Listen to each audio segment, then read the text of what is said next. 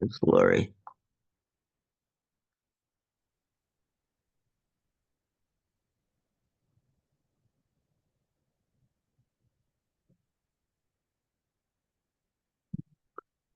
Coming in. Hi, Lori. I'm trying to figure out. I still haven't quite got it set up behind me. What world is that?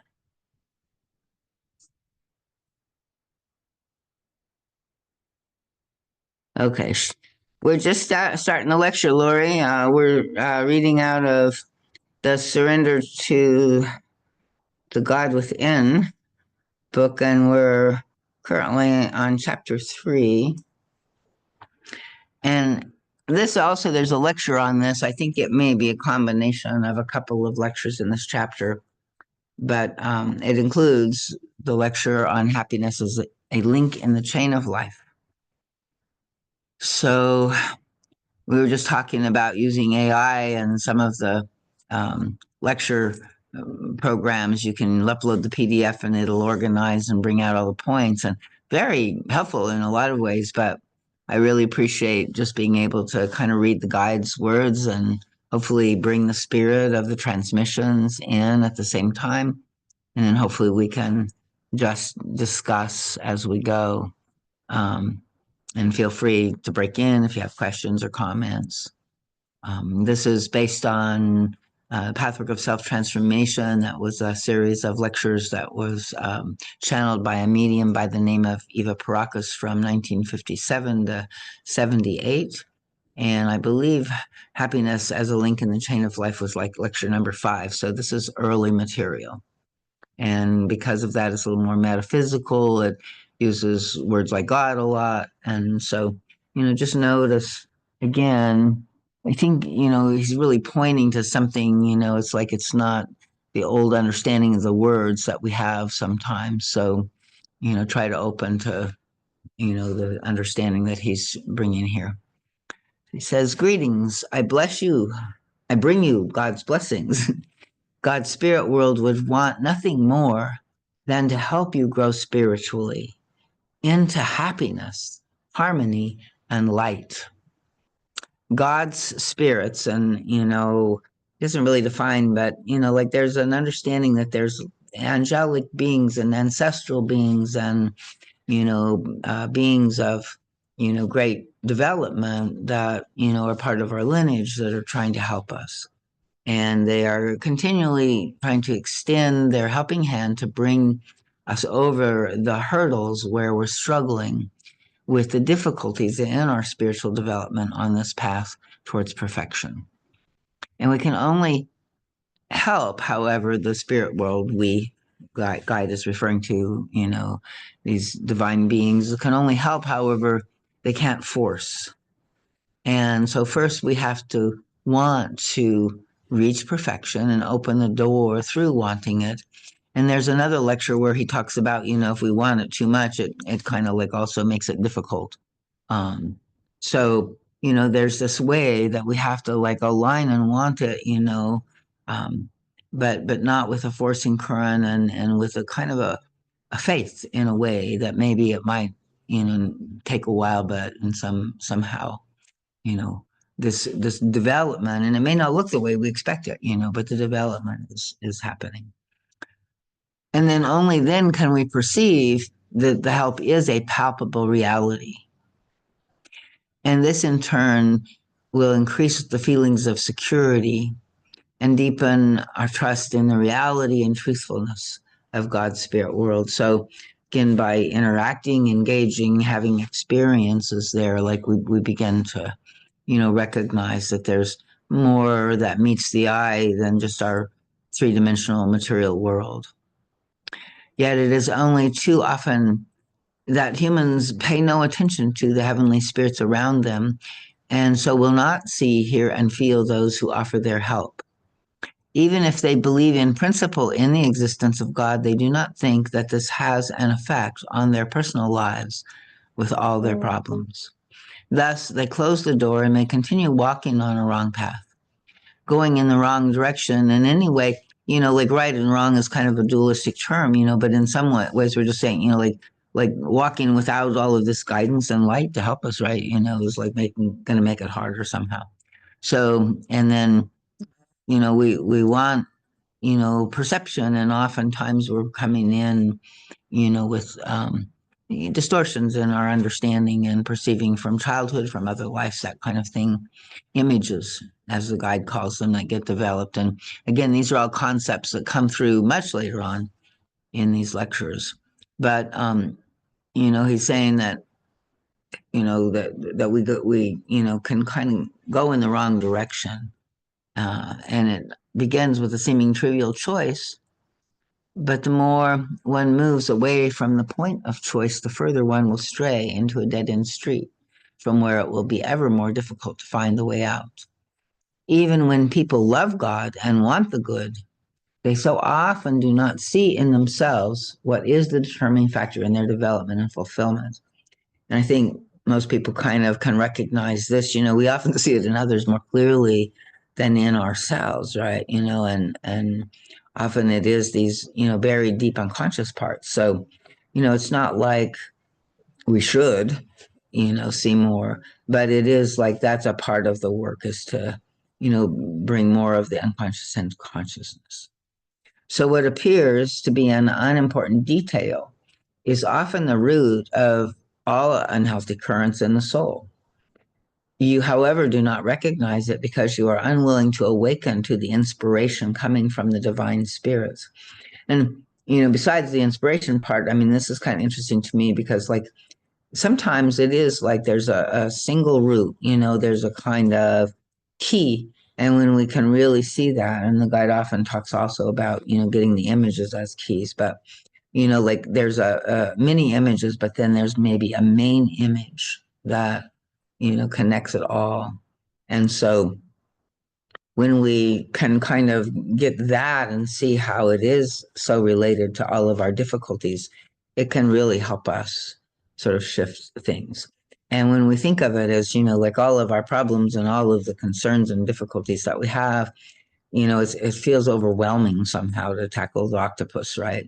So I like this idea that, it really may not be as big an octopus. It may show up in many ways in our lives. It may, hook us in different places or with different people, and, different circumstances, but it's all kind of configured around certain misunderstandings at base. So he says, we do not recognize when we're unwilling to awaken to the inspiration and that comes from the divine spirits. And, I think that there's some truth in that. And then, we also have like this whole world that has been created in our culture and doesn't recognize all of this stuff. And so it's sometimes, hard for us to even know how to approach that and how to open to that. So again, it's something, in the beginning that it's good just to know that they might be around, and to begin to wonder and to ask ourselves, like, how can we connect? How can we, receive their guidance and inspiration? And it always seems more comfortable to stay kind of in our old way. And I know in my my world, it's like there's a part of my ego self, but like I just want to do it my way, and so like, to stop and ask somebody else, it's like must, I'd rather, just keep trying. But sometimes, when we discover, well, I keep trying the same thing and getting the same results that are not what I want, then that's a good time maybe to consider asking.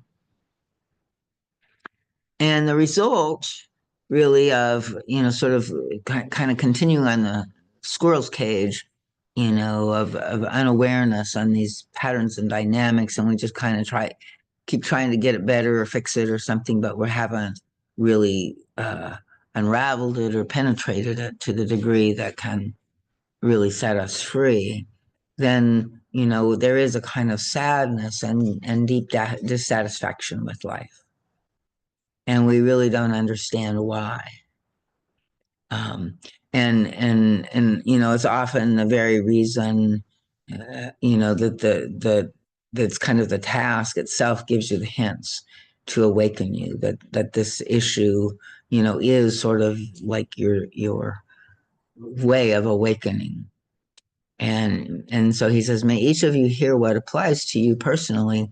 And I think he's referring in this lecture. But even for this, the willingness has to be there. And only when you feel it can you absorb and assimilate this material. So he starts with selfish goals, and he talks about, I think most of us in this room, have a longing really, to give our gifts and to share, what we have.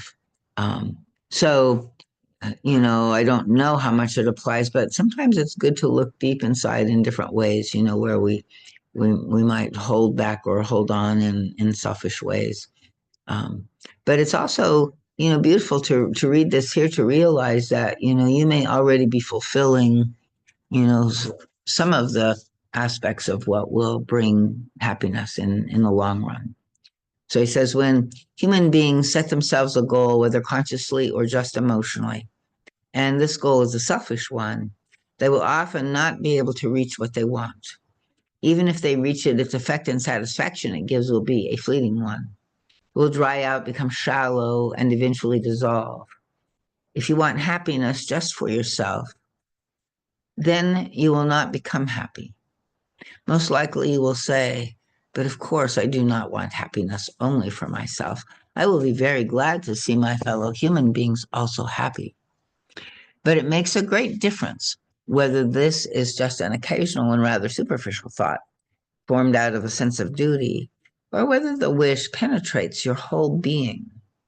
And then sort of I notice myself, like that kind of depends on where I am in my heart, how open my heart is, how much in the light I am, and I have a range going up and down, right? But like I can often kind of feel disconnected and I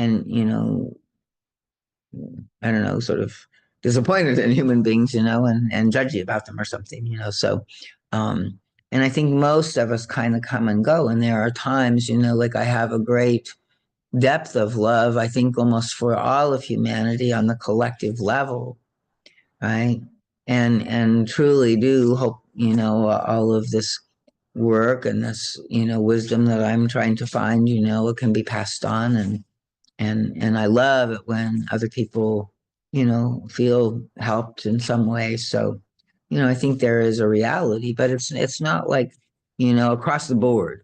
And so like, we are not consistent beings in most ways. And so we want to just kind of notice all of these different levels and truths about ourselves.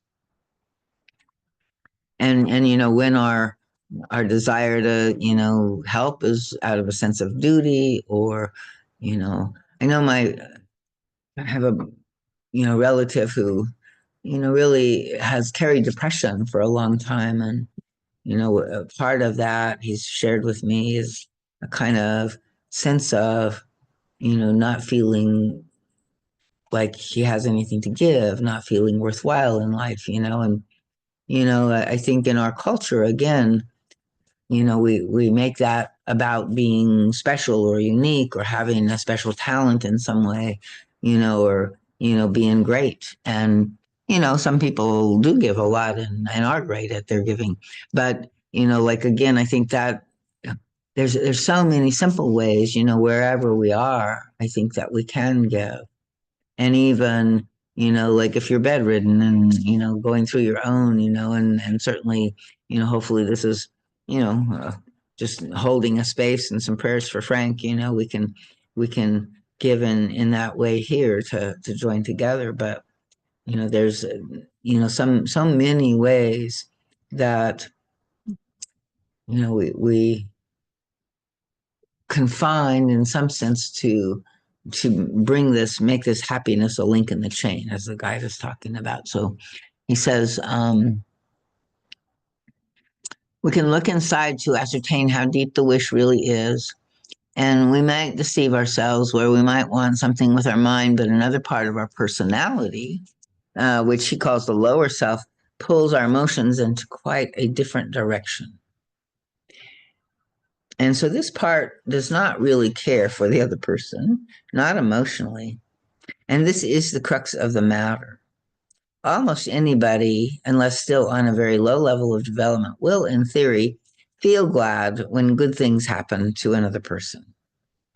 Although, like again, I noticed with, like kind of had a similar reaction. I mean, I saw myself doing it, so I wasn't like completely aligned with it. But, with the killing of the healthcare, CEO, there's ways that we have these memes and these cultural judgments and these, inner journeys in our own, lives, and we have these, beliefs about things, about people, about, what's happening. And I think most of us have some disgruntlement with our healthcare system to some degree, or, fears that it will not last or something, or it will get worse in time. So, all of these things, again, that's part of fear is part of the lower self. Pride is part of the lower self, self-will. Um, and so, but it's our defenses. It's our little lower self. It's where we're, just trying to survive. So, any questions or comments here at this point? Let me just pause for a second.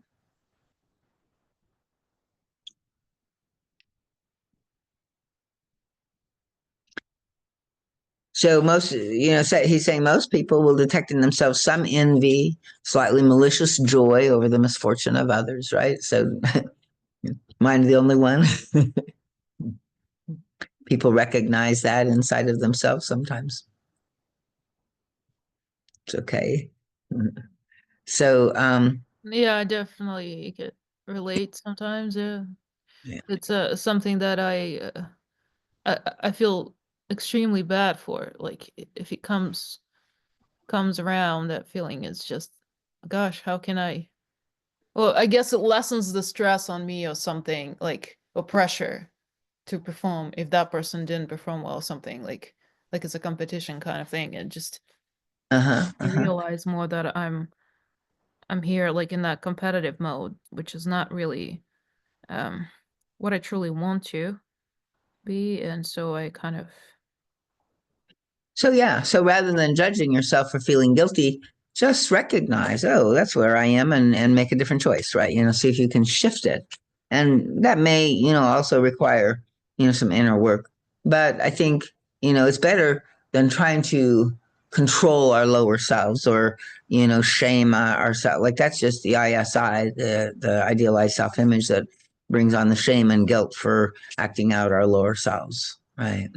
So, so that's not really the resolution. And part of what we're trying to do is just accept that we have these, these, aspects of ourselves that come from our human nature, from our animal nature, from our, need to survive physically and our need to, also, kind of compete in this world. And this world is highly, programmed along competitive lines. So, dualistic lines. So, we come by it honestly, but it's kind of like if we can recognize and see, yeah, that's not really what I want, then we can begin, you know, without self judgment to make it, to try to change, to transform it. And with the understanding of ourselves as we do that. So he says, ask yourself, do I want happiness for my own sake? Or is this the second consideration? Can you go to God and say, of course, I cannot fool you, just as I cannot fool myself? True, I want to be happy, but when I obtain this happiness, I want to maintain it by becoming a link. So when you can think of your own, self-fulfillment, then like how can that be passed on? And what I receive from you, I wish to convey to others in some form, even if I might have to make a sacrifice. And that might include renouncing this ego gratification in some way. So please show me how I can give out to others all that I have received from you. And if you immerse yourself again and again into this thought, right? We just keep asking, right? We don't. It takes a while for us to deeply remember, choose, deepen that vow, that commitment, and so it's kind of like just by repeating it, it takes hold. the guide has another phrase that I like a lot. He talks about impressing our soul substance, right? And so with our conscious intention, our inner will, not our outer forcing current will, but our inner will, we make our choice, and we seek to kind of impress the soul substance with that choice. And then when we, find that we fell short of that choice in life again or something like that, then, it's just we recognize that and work to impress it a little more. And then it becomes such a powerful spiritual form that it penetrates your entire being on the deepest level of your feelings. And then you will have fulfilled the condition. And then the particular spiritual law can manifest itself through you. And then you will be truly happy, exactly because your own happiness is no longer the ultimate goal of your endeavors. That is, the I will give up its self-importance for the sake of the thou. Then you seek happiness not only because you want it. On the contrary, the goal will be to give happiness to others, and your own happiness will merely be a way station, so to speak. I want to, kind of cut in here a little bit because, like this is before the guide talks about all of our masks, right? And so it's very tricky sometimes for our spiritual mask already says we should be good, we should give, we should, be self-sacrificial. And that's not exactly what the guide is talking about here. But it may be the way that, people would translate this piece, because it is a part of, the divine, quality of love and service. But like any of the divine qualities, the guide says, we can turn it into a distorted mask element aspect of itself. And so many of us have been kind of programmed and conditioned with this love mask. And this is where we feel guilty, is where, if we even get a little angry, or we, don't constantly self-sacrifice. It's more like a codependency. It's more like I have to be good and give everything to you, and then maybe I'll get a crumb back, or you'll finally see me, or so this is not what true love is. This is kind of like a getting, because we don't know we are loved, and we don't know we are love, right? And so we feel needy, and then we seek to get to give, or give to get, rather.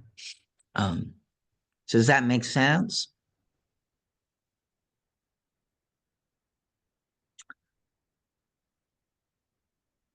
So yeah, so like we really do have this deep, deep level of longing to serve, and where our deepest happiness comes when our gifts, our talents, our service is being received by the world, right? And that's where the guide talks about, he has a lecture where giving and receiving are one and the same.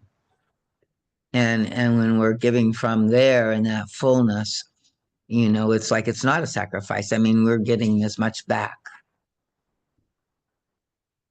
And probably has everybody at least had some experience of that kind of giving, where it seems like, it was wonderful to give, and you were getting as much back, if not more, than what you were giving.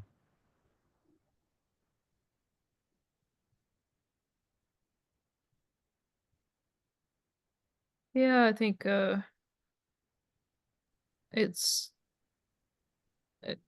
it's like whenever I do it blindly, just and most of the time I do it actually kind of like that, like just out of the feeling like I want to give, like genuine feeling, not like looking for anything in return. Just show and make that person like feel loved, and um it's kind of a, yeah, most of the time it's reciprocal, and people, I think, by just emotion of receiving genuine love, people get inspired, and they kind of, it inspires them to give as well.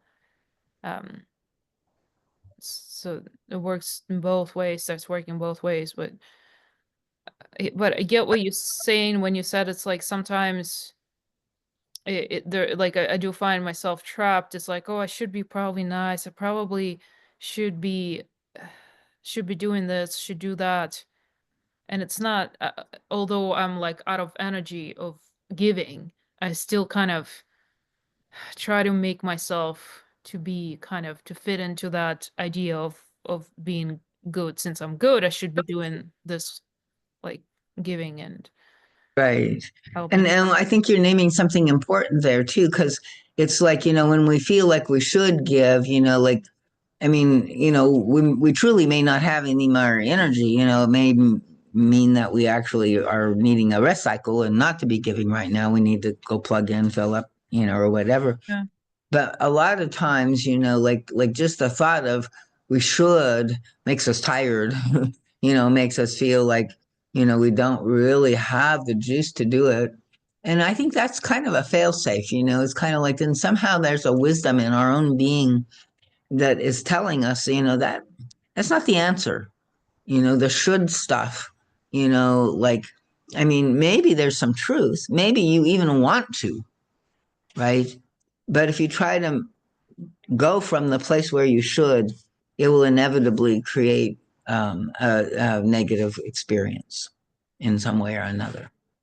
And so, like, maybe if you look at that, and well, should I really, like kind of examine that and question it, and in what way, or why should I, sort of like understand yourself more deeply. And then if it still feels like, that you want, to, and maybe right now it's just not the right time, or maybe, even as you get more in touch with wanting to, you decide or you find the energy for it, right? That comes from, this free will place, right? That is choosing it, and it's also a part of when we kind of push from behind, like the giving needs to come from the heart, and it also should be like enjoy, right? And then we receive, especially when other people really receive what we're giving, right? It's sometimes harder when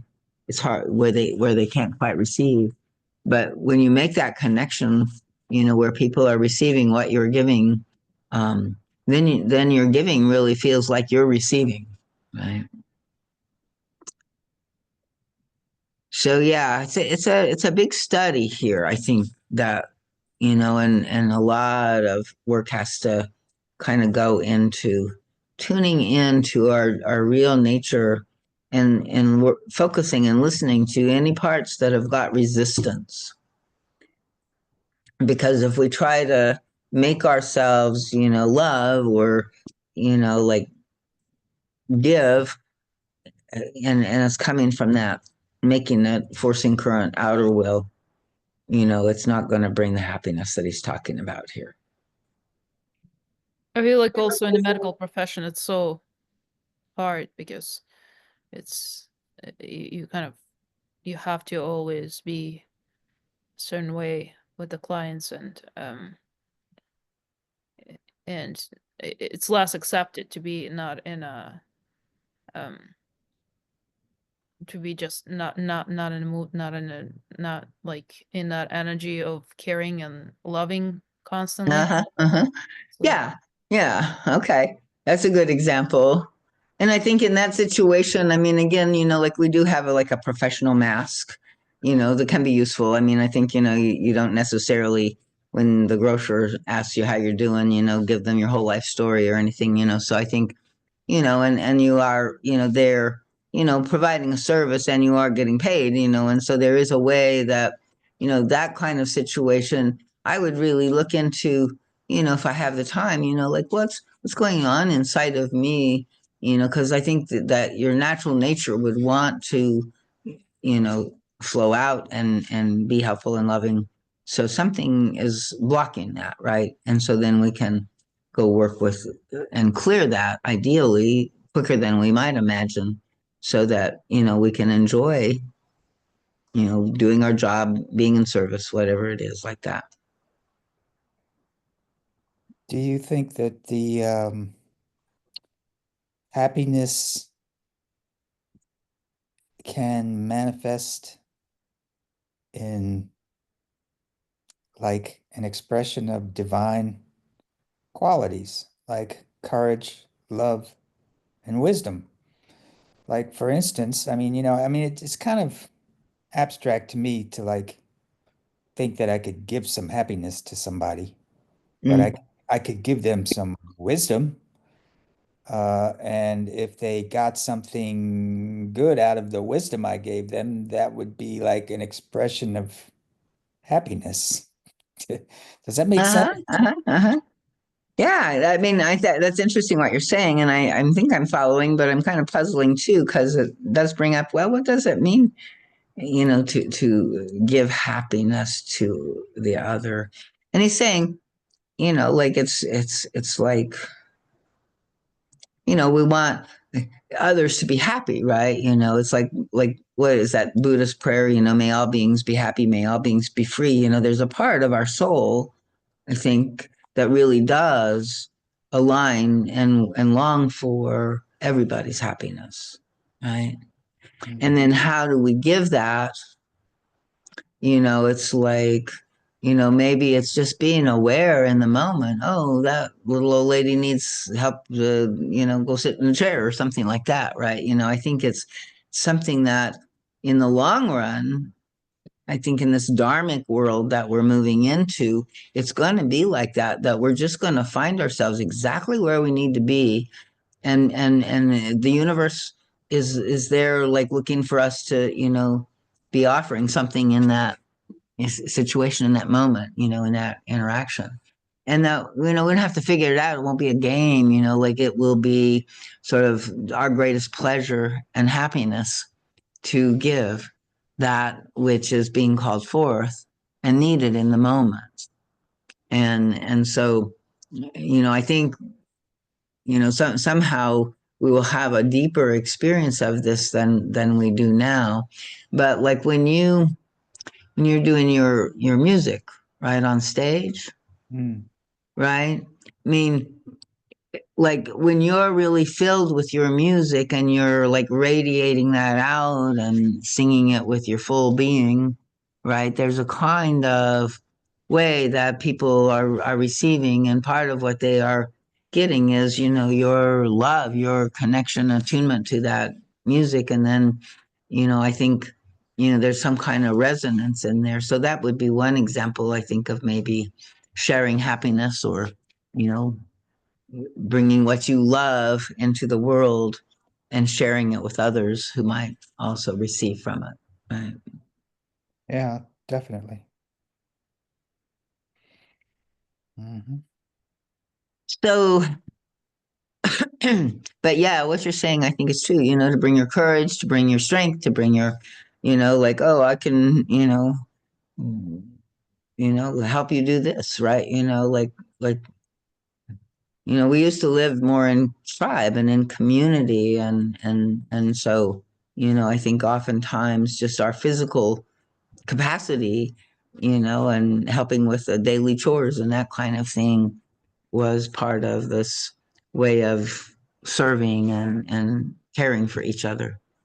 And we still do that some in families and everything, but I think it feels different, it seems to me.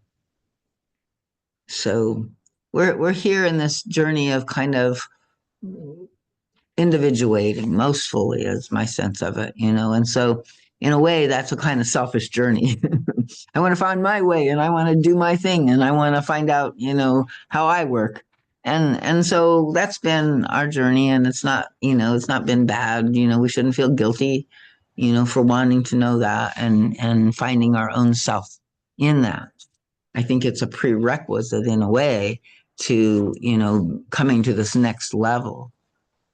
So, to also know, what you love, what you want to share, that kind of thing. And then for me, it's also been, like, well, I know that, but how do I do it? And then I have handicaps, ADHD, communication issue, so how do I become a teacher, or, whatever I'm trying to do, to, if I'm not, I know some people that are very organized and really clear, how they express, You all seem to do okay with me, but some people say too many words. So, Uh,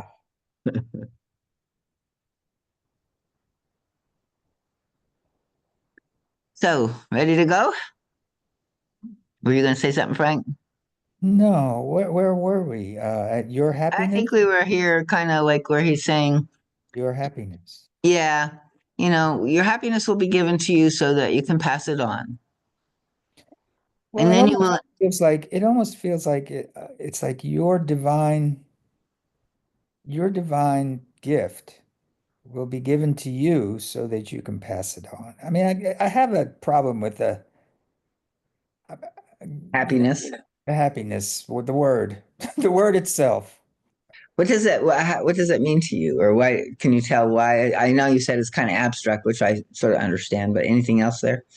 It's like, because, I mean, it's not something that you have all the time. It's not and sometimes giving something to someone to help them move on or get past a difficult time doesn't require happiness. Sometimes it requires something else, you know? Okay. I see what you're saying. I think, like, I think again in our culture, we have an idea maybe of happiness also as always being sort of uplifting or, Right. giddy or exciting or, cool or goody goody or something like that. Yeah. And I think you're right there. I don't think he's meaning that kind of happiness. I think that there's, Happiness can just be when a concept comes together that you had previously were unaware of, you know, that all of a sudden that all of a sudden makes something in your life lighter or easier to carry. right. And kind of like a sense of, you know, bingo, or you got it, and that feels good. And, there's something that, like, sometimes maybe they're temporary, but a lot of times they carry on because they're really deep principles of life that you've grasped on a deeper level. And so, when we do that, yeah, it doesn't mean that, you won't get triggered down the road again, but I think even when you do, your general happiness quotient has increased. Yes. Okay, I can get that. Yeah. Yeah. So different ways of looking at this word for sure. Um, so he's saying, uh, that it is like a gift, right? That we can pass on. And he says that, which is the sole requisite to keep the stream of happiness alive and flowing. So if everybody, this is kind of medicine wheel teachings in the native tradition, it's like everybody gives what they have to give, and the stream of, life continues in the circle, and everybody has enough. And so the same is with, happiness. And the more that we are, you know, fulfilled in some way, and that doesn't mean every second of the day, but we have what we need to live. I think also is kind of Maslow's hierarchy of needs, that then, we can get creative and expand out and discover deeper levels of ourselves or whatever, and life in general. So, and that's been the blessing of, our first world, problems. It's like, we have them, but, we also have had the luxury in a way of, you know, deepening into all of these things. But I don't know if it's totally luxury. I'm hoping that, we will, find a way to give back from the gifts that we've been given in our more material abundance here, and that we will kind of like try to take on a deeper understanding of of spirituality. And so we can shed a little more of the bonds of materialism, which I think when you're like really functioning on survival level, it's kind of harder to do. Mm, yeah, for So sure. in this way, the stream of happiness never dries out. And whatever the person who serves as such a link gives out will be reciprocated 100-fold. God will always show you how, in what form, your love and knowledge and happiness can be passed on to others. But first, you must have the readiness to do so. Indeed, today, tomorrow, next week, and every day, you have to make the resolution to be in readiness. You must consciously conquer your resistance. Do not push it into unconsciousness. Then you must try to translate the readiness into action. And so the spiritual law can begin to fulfill itself in you. I will be a link in the chain. Let each and every one of you now think about what particular blessing you enjoy. It may be good health, letting Davies in, or spiritual strength, or the happiness and security of a loving relationship. It is different with each one of you. Everybody has received a special treasure from God. Once you have decided, I will no longer want to be the ultimate goal, but rather a link in the chain, it will be shown to you how you can pass on that which you have received. And you will also be richly rewarded, for that is the law. At the same time, you will not take your gifts and treasures for granted. This is always a sign of spiritual desiccation and causes the gifts you possess to lose their luster, because the law of giving and receiving has been violated. If you are a living link in the chain, every one of your gifts will regain its shine, and the joy and the pleasure that you had lost will be restored to you. So, like if we're not, like I think, like oftentimes, like I live in this beautiful, place in the forest, which was like this huge gift that was given to me many, many years ago. I really deeply do not know, how I could survive, in any other place or without it, and yet, every day I kind of, it's like it's part of the daily tasks and chores, to keep it running, and so, oftentimes I walk out into the woods and I forget to honor and recognize, the gift that's there, and the mystery and the beauty and the magic, and just, the gratitude that I feel for, being able to be in such a place. And so, I think we all often do this, what we're familiar with, what we're good at, these are the treasures that we take for granted. And so if we're living link in the chain, every one of our gifts are gonna, shine, or gonna glow, or gonna like transmit and radiate, kind of like the guide's lectures, right? How we are, and the joy and the pleasure that we had lost, if it's really pouring through us like that, we're gonna be restored in, our joy in our own life and our own self-expression.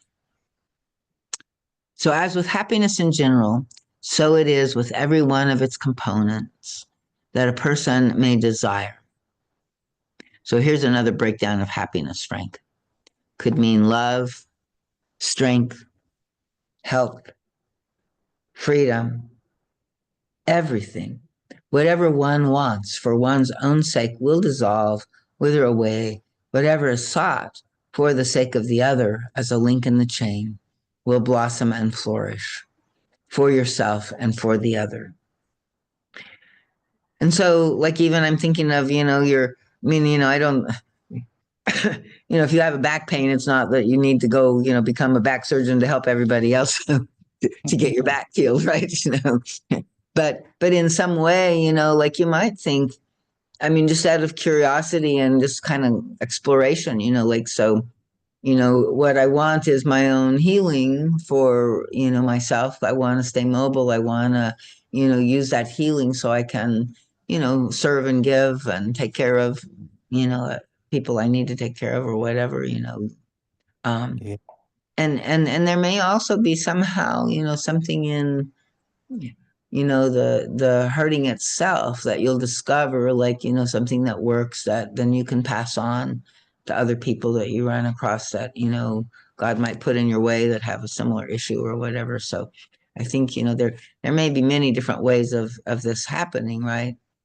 But everything we're going through, I think, can be, a part of what we can gain wisdom from, share, learn about, and try to help others with. So.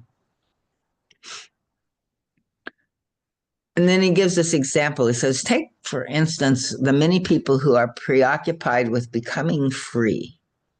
Not quite sure who he's referring to here. This was, like I said, kind of early on in the 50s. So, but I think it may be like the hippies, like free love, free, no man, no structure, no stuff like that. I don't know. And so they avoid anything that could bind them. But the same law applies here also. Those who desire freedom for its own sake will find themselves bound on the inner level.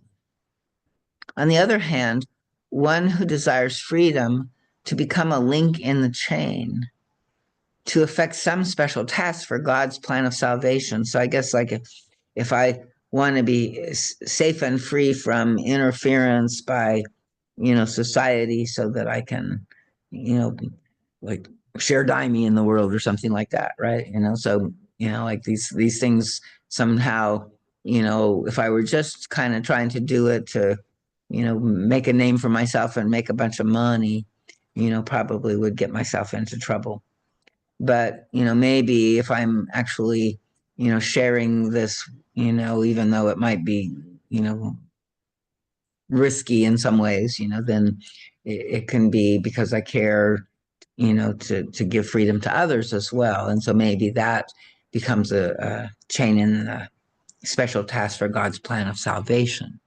And then, we can blossom in freedom and we don't feel bound inside, even if we do get into something, on the outer level. I think that's kind of the key, is that we do feel inside the rightness and the flow of it. So giving energy to further the upward development of human consciousness, this person will be free, not only on the outer level, but inwardly also. And I can feel also like whenever I'm in the negative, and wanting to bind somebody or something, that it doesn't feel right, even though I have a lot of, negative intention and can't let go always. I can tell within my own being the difference in the feeling. So whoever lusts for freedom out of pure egoism, elevating himself above God and claiming freedom from the spiritual laws, which might be, somebody that is doing magic or something, right? Or wanting to, sometimes I think the manifestation teachings, I think there's truth in them, but I think they can also be used as kind of like magical thinking or, stuff like that. And so like I want a new car or something, where it becomes materialistic. I think it's again sort of violating the underlying laws. So ultimately, the person will find themselves in fetters if they, are not doing this in the right way. And again, I think it's really important. It's not so much what we do ever. It's not really what we do. It's kind of like, in what spirit are we doing it? What's going on? So those who ally themselves with God and God's laws will continually increase their freedom and their independence. This is the immutable law which cannot be overthrown. God's laws were created in wisdom and love, and those who revolt against them out of defiance and ignorance, either because they cannot as yet understand them or because they do not want to comprehend them for unhealthy emotional reasons, must become increasingly unhappy with the resulting tight inner bondage. So I think, like when I think of this, and I think of when I first came into the path work, like I was sort of all tangled up inside. And there was like a fear of, facing and exposing and, lots of defenses and things like that. And so I think in that way, I can also relate to this, what he's saying here, like how, as I tried to figure out how to function and get attention and get my needs met and survive in this world, as a young person growing into adulthood, it's like I wasn't given the right teachings about, not hiding and not pretending and not being in a mask or a defense and that kind of thing. And so by the time I found the path work, I was just like a big ball of tangled up yarn. And it took a long time to kind of unravel all of that stuff. But I think it's kind of like, what he's saying here, like when again, we came into this world without a lot of, wisdom and training from elders, from our culture in any of this. So we're all here, finding our way in our own way, each one of us, and everything we have, everything we need is here. But it's not so obvious, like where we would have a, spiritual community that we would live with and learn from, or something like that. So God's justice. Many people who revolt against human injustice cannot comprehend that God is just in spite of human errors, and that in spirit, infallible justice reigns. Spiritual justice makes use of human injustice in order to bring about ultimate justice. This may appear contradictory. Nevertheless, this is not so. The equation balances out. I will give you an example. Let us suppose that a criminal who has committed several crimes has gotten away with it every time. He laughs into his beard both at the stupidity of people and at the lack of justice which seems to be to his advantage. Then one day he is arrested for a crime he did not commit. You will find that it is exactly this kind of person who will scream loudest about the injustice in this world. He went scot-free all those other times, and now when he is innocent, he is forced to pay. The more obstinate such a person is, the less will he recognize the great justice prevailing over the minor injustice. He will not want to see this. But this is how he is being tested. For it would be all too easy to recognize spiritual justice with all its ramifications if the connection between crime and punishment were always so evident. The imperfection which human beings have created for themselves must be the remedy, so to speak, through which they can regain the lost perfection. If complete justice reigned on earth, and this in itself is an impossibility, since the imperfection came into being out of free will and has to be overcome through free will, then it would be too simple for you humans. Earth would not be a testing ground. It would be meaningless to strive for the attainment of higher consciousness. Sort of always reminds me of, like we need our challenges, we need our difficulties, we need the, what Brian Swim says, like the elegance of the hawk is dependent on the swiftness of the mouse, right? If everything were, what the child feels is just, which is everything was happy and perfect and always 100%, the way we wanted it to be, then we would not have a capacity to learn and grow. We wouldn't evolve. So the attaining of a higher state of consciousness is the utmost grace, to which the door must be opened by the entity itself. And so that's always, for many times I sit with things, why is this happening to me? Right. And it's not what I wanted and it's not what I planned. And it's, it was just causing me grief or hassle or something. Right. And then I realized, this is working with somehow, strengthening my capacity to attain a higher state of consciousness.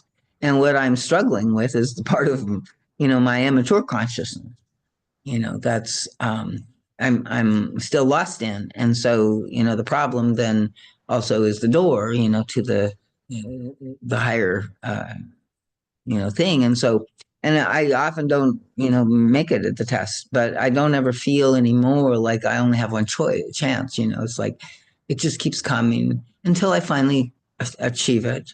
And I can be humble about, like missing the mark and exploring how I did, or what else is lacking or needed, or something here. So I think we can, just trust again. And oftentimes when I don't know why something is happening, I like to explore the idea that, like the life is trying to get me to feel something, right? And so if I pay attention, what is this triggering in me? What is it bringing up? Usually huge rebellion of some kind.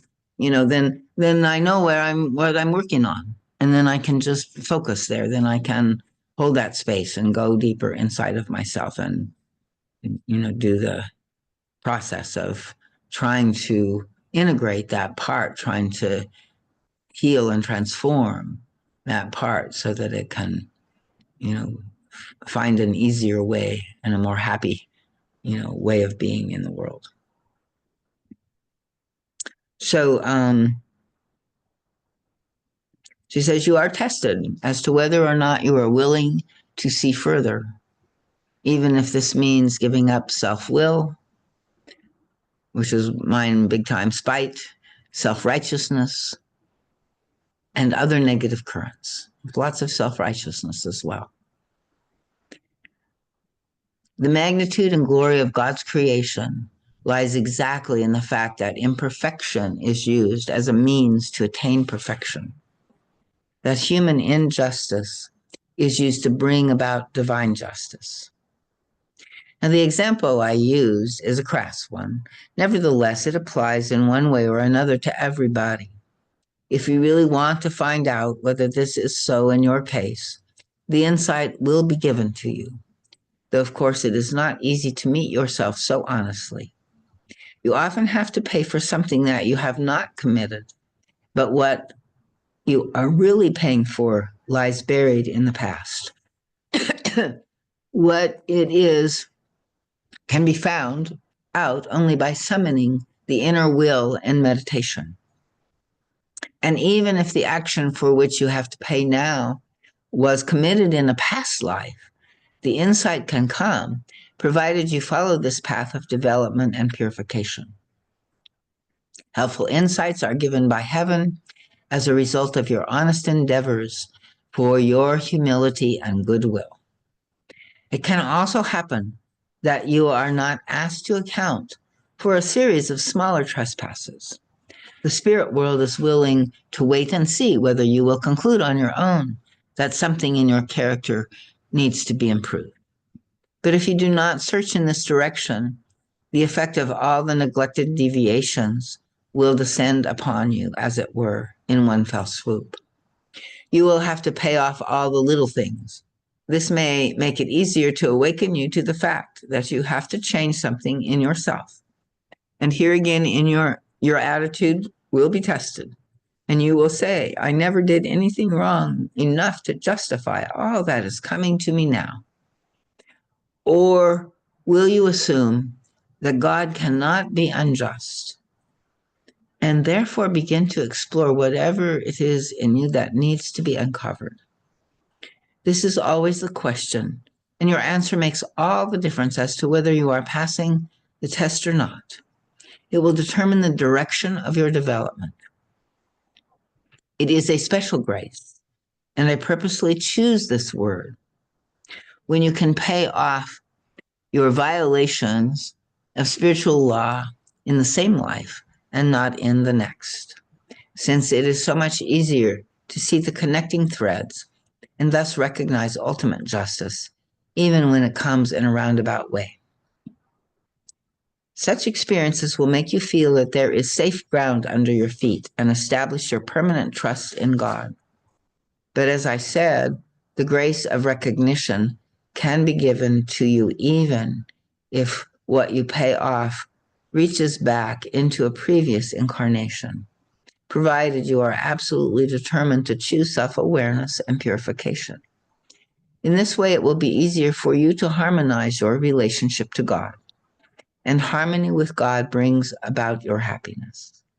I tell you all this so that you can think about your difficulties and find out whether you are paying for something that you caused in this life or in a previous one.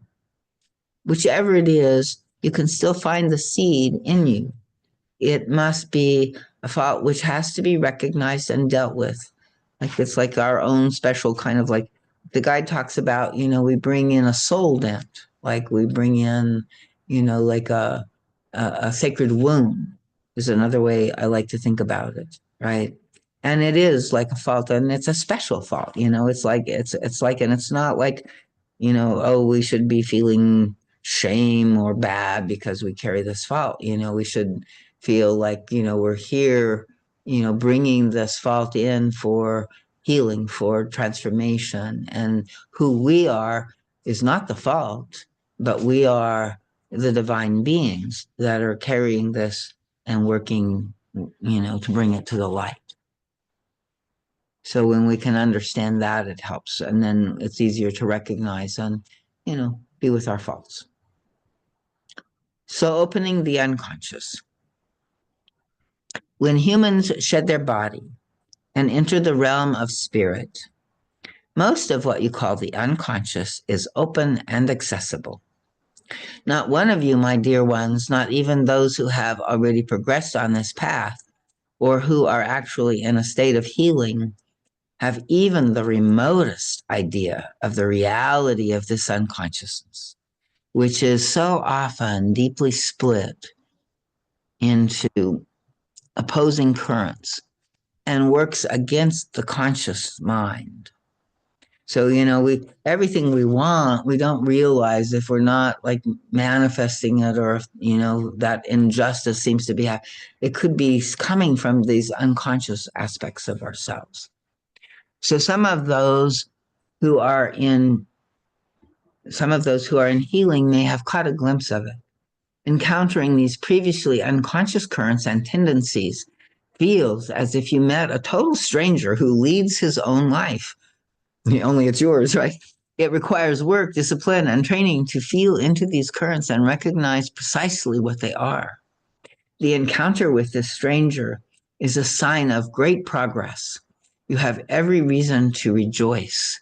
Sing glory, hallelujah, for the first battle is won. The first step toward the unification of your personality has been taken. It is a great mistake to believe that if you do not look at the undercurrents, their effects will be less severe. You know by now that all thoughts and feelings create spiritual forms of the greatest reality, even if you cannot see them. These forms have far-reaching effects. In ever-spreading circles, actions create reactions, which again have consequences, so that a long chain reaction ensues. You may control some of the outermost manifestations of the long chain, but this is not enough. Disturbed soul currents cannot be set on a right course until one penetrates deeply into the origin in the unconscious. The conscious mind wants the good and wants to act right. One part of the unconscious, the higher self, also strives upward, but in every human being, another part of the personality wants what is evil and false. Yet this evil or falsehood does not have to be of the criminal kind. All depends on the person's development. A more highly developed individual's negative traits weigh as heavily as the criminal tendencies of a less highly evolved being. Blind, impossible demands may rub him sore, so to speak. They cannot be fulfilled, partly because they are not realizable, and partly because they run contrary to what the higher self desires. Opposing tendencies clash and exhaust the soul. They create disharmony and sometimes illness. Above all, they prevent spiritual growth, or at least hinder maximum development. Therefore, I cannot urge you enough to devote all your attention to the discovery of the unconscious. get to know the unconscious, make it conscious in meditation, in prayer, in all your striving. Without this, there can be no significant progress, and you will have to experience the open and unhindered manifestation of your unconscious currents when you shed your body. Then the conflict must be entered. This will be a disappointment for people until they face themselves, believe that they are more developed than they actually are. So, when people often like pass, like they think they're a little more further along, and then they realize, how much of this unconscious material is still, within them. And they assume that, only sort of the outer actions count, and yet their feelings and are also actions and have just as tangible consequences. And also the development of the personality takes incomparably longer and is much more difficult to accomplish in the spirit world.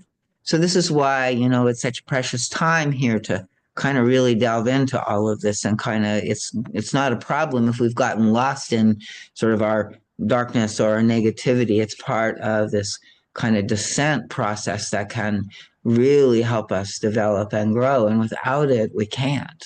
So, it's kind of a reframing also of our difficulties. And yes, we are their source in many ways, but it's not to take it personally and not to feel, judged or bad about it, but to recognize, it's this gift of life that, is, offered here. And, it's not easy. It asks everything of us in some ways, but it also has everything to give. So, when the development of the personality, it takes longer than what we think, in general, even here on Earth, right? I've been here before. Here I am again, and yet, like in the spirit world, I think it's more difficult. There's something about the, materialistic, cause and effect aspect of this life here that helps us to get very conscious and clear of some of these other levels of our being. So, what's that sentence? Let me go back. It says, God has arranged life on earth in such a way that your spiritual ascent is speeded up in the surroundings of imperfection. So, often if we're in an imperfection and a lack of perfect place, it's like really rubbing us the wrong way, but that's actually forcing us to speed up our spiritual development. And in the diversity of the developmental stages, it's also, moving us through them. And yet it often happens that more incarnations are used than strictly necessary to set the imperfect, blind, unconscious currents right. Some future earthly lives could be avoided by a stronger commitment to development in the present. Let yourself be led by God entirely. Open yourself to God's will alone, so that your way can be shown to you step by step. And it's kind of like also trusting that, what is happening to you, like how life is unfolding. To me, in a way, I call that the third person God. There's the first person God inside. There's the second person God, which is that mother, father God, that I thou relationship where when I feel like I'm in trouble and I need some, help, I can run in, ask, pray, seek. And then there's the third person God, which is like the twists of fate, the flow of the life, stream through me, and as it's expressed in what I encounter and what I, go through. And I believe that, all of that is also, leading our way, showing our way. And says, God is a generous giver, my dear ones. You will realize that when you see that what comes to you through God is more wonderful than anything you can imagine for yourself. And it's hard to do that sometimes, and it's hard to surrender to the point where we can actually receive, what is being offered in some way. And he says the initial difficulty is only to entrust yourself to God. No, the question is not the giving of some material thing. This would be much easier, much more convenient. So this is what he's talking about, is like some sacrifice or some, like, so we have to give yourself. For if you can give yourself in the right way, you can give to everyone with whom you come into contact. However, before you can give yourself, you must have gained yourself. You cannot give what you do not have. So this is where the guide is always saying, like the spiritual mask, like of overgiving or of, like maybe even in spiritual service can be a mask. If like many people kind of want to bypass the difficulty of having, creating an ego and a strong, resilient life here, and they think that that's more spiritual, but he's saying no. We need both, and that we have to develop a good, healthy sense of self, and then we can give that away. Then we can give that away to God. But we can't give away ourself until we have developed a good, strong, healthy sense of self. And so he says, few people truly possess their own selves because they do not know themselves well enough. In that state, they are more or less lost to themselves. To the extent you recoil in your feelings from imperfections in yourself, to that same extent, you do not possess yourself.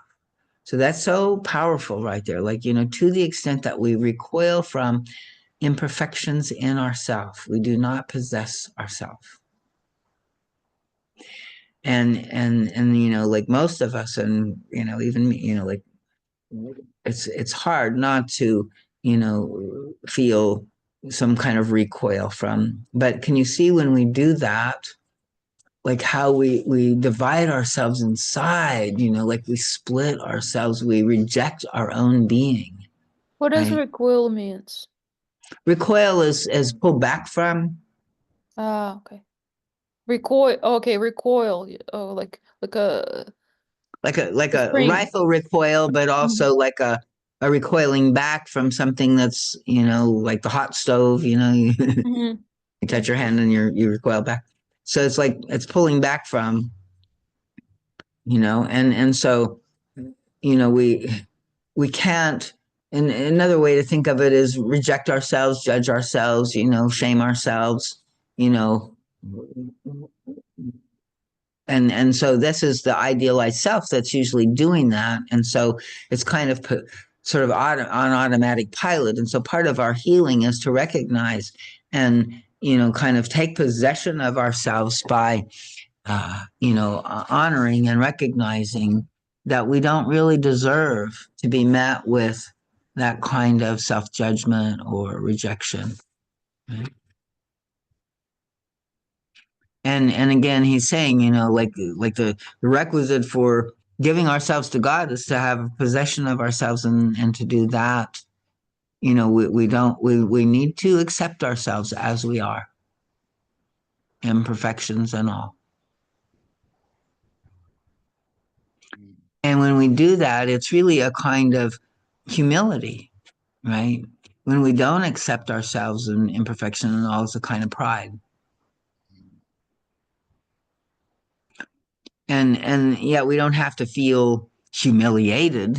It's not at all about that. It's just about recognizing, we're human beings, and we have, we a big mission here, and we didn't get any great instructions. We're kind of learning as we go, and yeah, so it's okay. We can just be as we are, and keep seeking and keep learning. Almost all of you human beings are still slaves to your faults and negative feelings. Only by accepting yourselves as you are can you master these, and therefore yourself. So it's like, this is what I'm learning more and more, and that's what I like about this new focusing process. Is it's like it's kind of a way of really acknowledging and accepting what's coming up, right? And it does seem like, the minute that we really can do that, it's like it helps us, like that's how it integrates. That's how we identify with the consciousness that is the master of all of these different parts, right? And that is how transformation and purification begins. However much outer freedom you may have, you are enslaved as long as you recoil in embarrassment from each inner imperfection and outer exposure. As slaves, you cannot possess yourself and cannot really therefore give yourselves.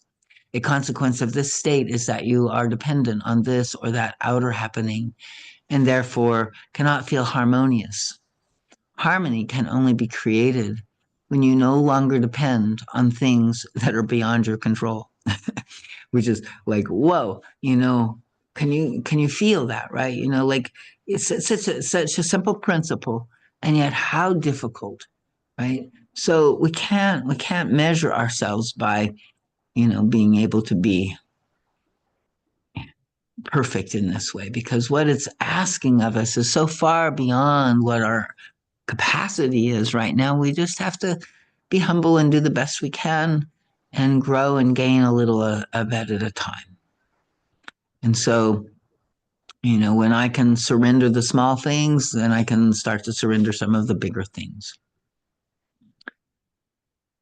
Those who have found themselves on this most beautiful path, the path of light, no longer have to give some specific thing.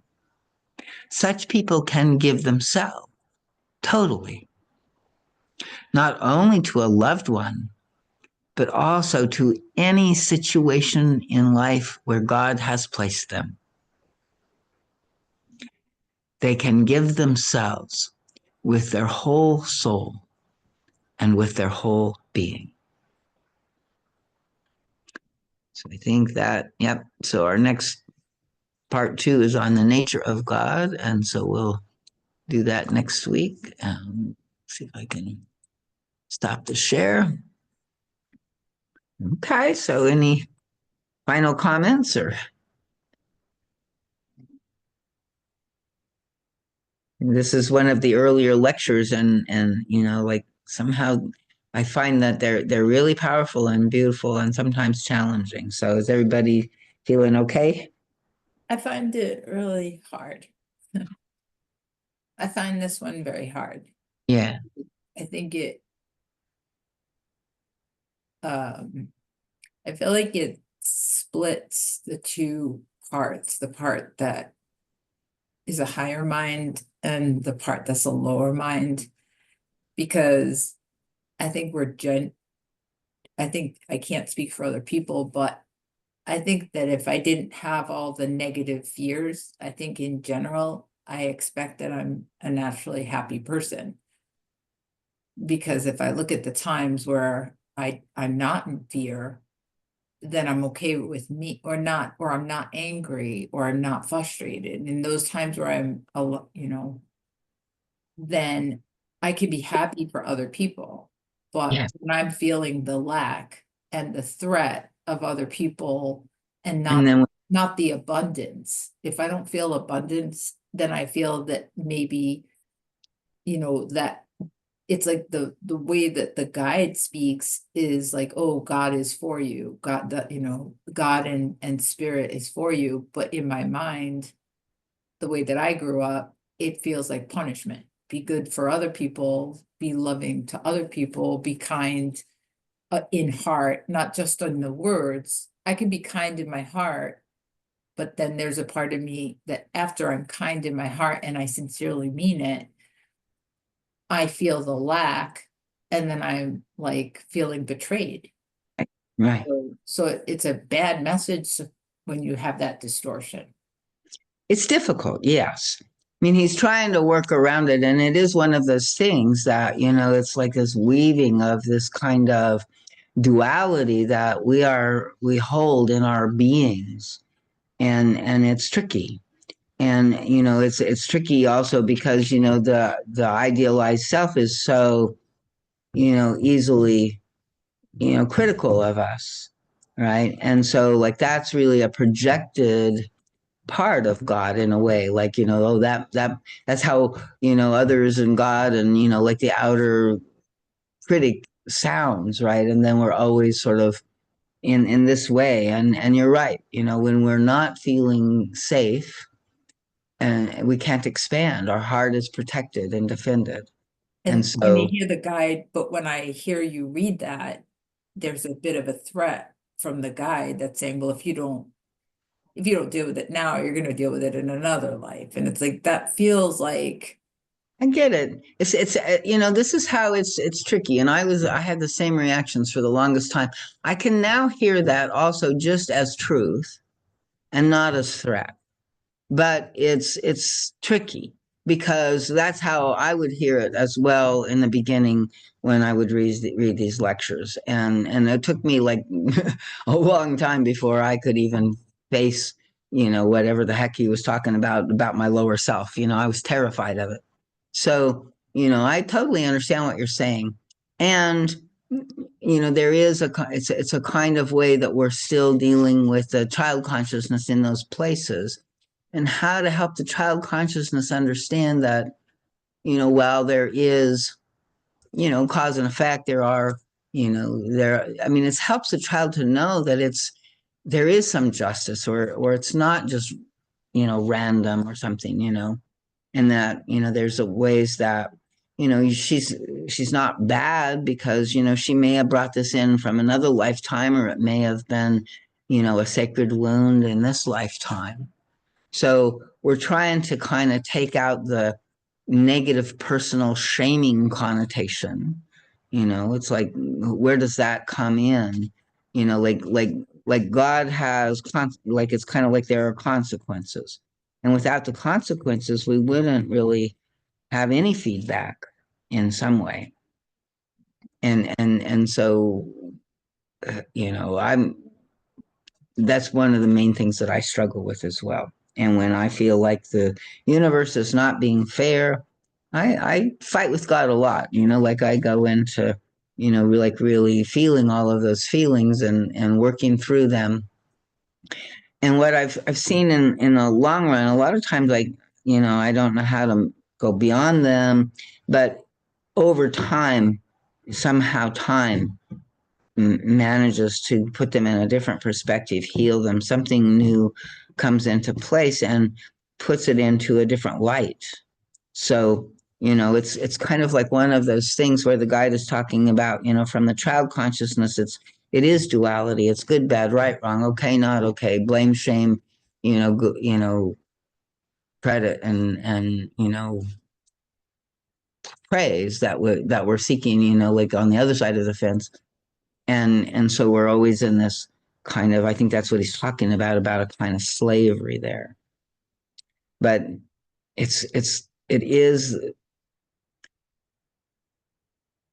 without kind of like taking and being curious about in the unconscious, what is the parts of me that might be negative or sabotaging or unconsciously just in a different story and assuming things that are not ultimately true anymore, or in my current reality. So if we can't look into those things, without feeling afraid of what we might find there, this is what he's saying blocks most of us from doing this deeper work. And as we can begin and uncover and relax more and uncover and relax more, then we slowly become free of that kind of, shame, blame, critic, and even of the conditions that, might befall us that we didn't want, that we weren't expecting, like we don't take it personally in the sense of, oh, God's telling me I'm bad and to go to my room and God's just telling me, okay, there's something you're missing here. Keep at it, keep exploring, keep diving deeper. Because if you're still stuck in it, it's just there's more here. And I don't, our spirit guides really do like need us to, they can't just give it to us, right? We have to kind of be in the seeking mode and struggling. And then, where the pain is, so excruciating is usually where it's connected with these beliefs and these images and these, uh, basic stories that we came in here to complete and heal and transform. And yet, every lifetime, it's not a guarantee. So, and yet each time we do, we're gaining more than we can possibly know. We see like just this much of what's really happening.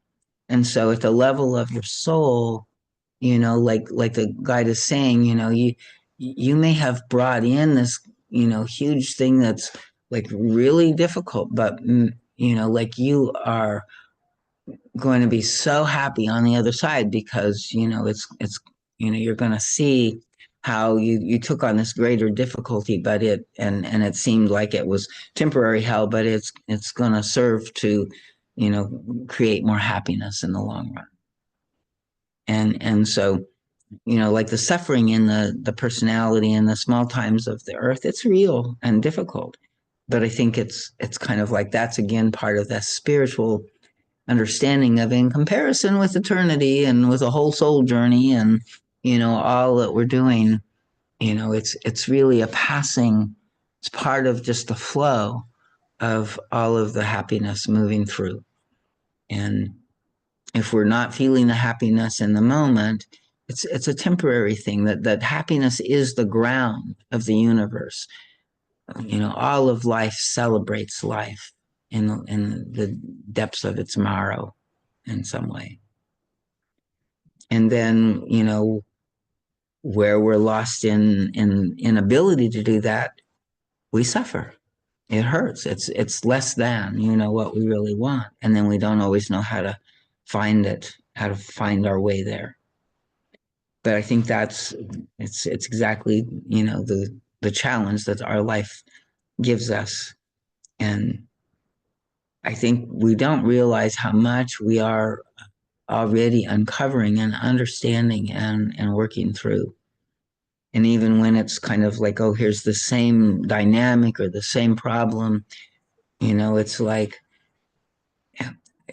the guy just talks about the layers of the onion ring, and it's like we have to penetrate it. We have to understand what is happening when we encounter these issues, and they just spin us deep into these negative places in our soul. We brought that here because we are the light that can heal that. And whether you feel like it or not, I really believe that you're doing that. Even people that are just living their life completely unconsciously are to some extent still growing and learning when you're taking it on more consciously. And like a lot of times it's because we sort of laugh about first world problems, but I think the mental problems that we suffer here because of our culture and because of the distortions in all of these things really are real and are real barriers to our divine inheritance. So it's like first world problems, yeah, but that we've been like more than the many of the people in the world, and I've been down in Brazil and South America and stuff. It's like I don't suffer from all of this craziness that we do up here.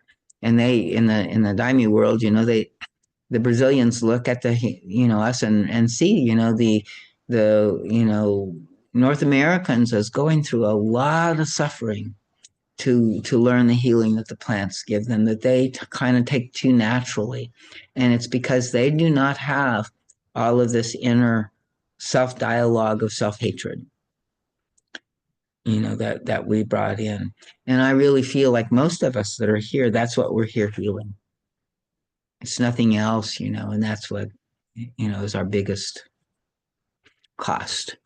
So hopefully that helps. But I totally get what you're saying. It's like so what I struggled with these lectures a long time, and some of them are more readily translated, but sort of this kind of understanding of our whole soul journey. To me, it's liberating, but it's also, saying, yeah, we're here for a reason. And so we've asked spirit, like if we are, missing that, to help us, to kind of keep us confined within the struggle of it so that we can do the work. And so when we feel really stuck and really struggling, it's a pain in the butt and I hate it. But, I can also be grateful for it. I can know that, I'm, having to dig really deep into this place to set myself free. And I'm being given that opportunity. Okay, I think we're done. Hey, Frank. Hey, I'm sorry I fell Yeah, you're asleep. okay. It's totally fine. No, it's a gift. I can't feel the pain when I'm asleep. Yeah, no, I'm sure. I'm glad you had a peaceful moment there. So even just to sit, you're in pain, huh? Yes, a constant 24. Oh man. I'm sleeping. I'm not in pain when I'm sleeping. Yeah. Well, I'm glad you can sleep. Can they give you any medication, any pain meds at all for it? I Besides, imagine depends on how much you are willing to, go down that road. yeah, that's not the best thing for sure. Yeah. Sometimes, if you can't bear it, I guess it's better than nothing. Is it, I'm sorry, I came in late. Is it your something physical? Your Sciatic. I have having Oh. severe sciatic pain from some herniated discs. I've had it before. It's interesting. It seems to manifest to a different ways each time. Like I remember it being very bad the last time too, which was about a year and a half ago, or almost maybe a little bit more. But I don't remember it being so painful as it is this time. Yeah, maybe it's escalating. And this is where I think even with physical stuff, it's good sometimes to apply the focusing and, just go in and acknowledge the pain, like be with try and describe and acknowledge the pain there and kind of like also, it's a part of you, not all of you, so you can have some sense of something, outside of that. But pain is so hard to, just be a human being within. So sorry you're hurting. I hope they find the solution soon, Frank. And Thank yeah, you. Yeah, sending you positive healing vibes, Frank. Serious you. positive healing vibes. That Thank you. is, you're going through it. So. Yeah. And Skylar, your fuzzy thing is so comfy. It just looks so comfy. Yeah, it's very warm. It's cold out. I keep Yeah. my temperature down in Yeah. apartment not to waste energy. Yeah. I just want to thank you guys. Just being here and listening to the lectures with you helps. Thank you. Yeah. Yeah, same. Okay, everybody. And I guess we'll do it again in 2 weeks, but that'll be kind of right before Christmas. So I'm not quite sure what our schedule is going to be going through the holidays here. So, but I'll keep in touch and we'll get back on track as soon as possible. Okay. Okay. Thank you, darling. Yeah. Thank you. Have a good night, everyone. Good night, everyone. Bye. Good night.